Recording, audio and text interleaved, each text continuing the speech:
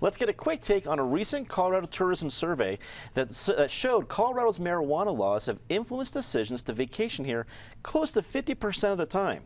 Patty Calhoun from Westward, I expected it was always going to be a little bit. You can't ignore the fact that we're only one of 2 states in the union. But 50% of the time, what do you think of the results? Well, I think it's about time that the Tourism Board actually asked some questions about this that acknowledge that it has had an effect. Certainly, I have had plenty of old friends visiting and visiting dispensaries. You know, they think it's like so bizarre. It's the entertainment value much more than the product they're getting. They just think it's something to talk about. So the 50% doesn't surprise me, because if people are thinking of Colorado, they're thinking of sunshine, they're thinking of mountains, they're thinking of snow, they're thinking dispensaries, not because they want to go, but because it's all we've heard about Colorado in the national news, except for when people are shooting people. That's a very good point. David Kopel of the Independence Institute and DU Law School, 50% saying that influences their decision. Does that sound accurate to you? Does it sound a little bit too much, a little too little? It seems too high, and of course, there's also people for whom it's influenced the decision and they've chosen not to go there. They would prefer to ski at, say, Alta rather than Breckenridge, because they think that's a better atmosphere for their family, for example. The shocking thing is, if you got this 49%, but only 8% say they visited a dispensary. Now, maybe they were in a group of 5 people and only one person actually went to the dispensary, but it seems surprisingly low for that.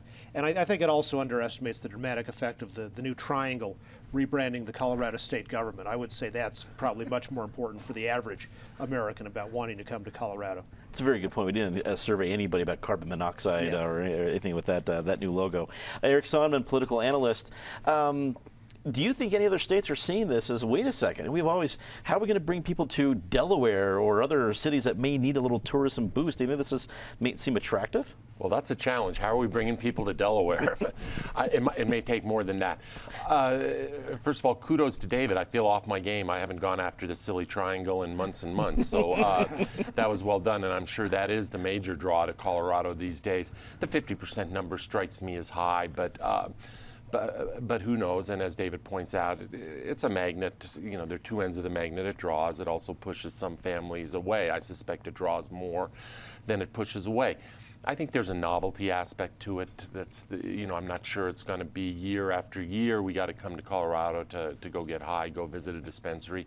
But I certainly know of people who they come here. It might not be the draw, but once they're here, it's when in Vegas, and you got to go check it out. I think it's interesting, and again, it's a magnet, double-edged sword, whatever you want to call it.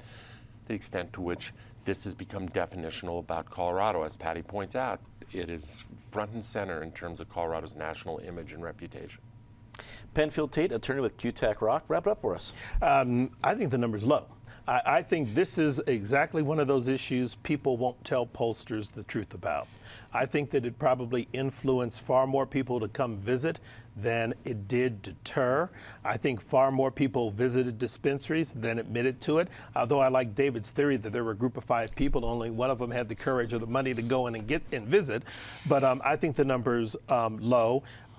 But I agree, this is the novelty aspect of it. And one of the things as a community, policymakers, lawmakers, municipalities, the state need to figure out is, there's a window of opportunity.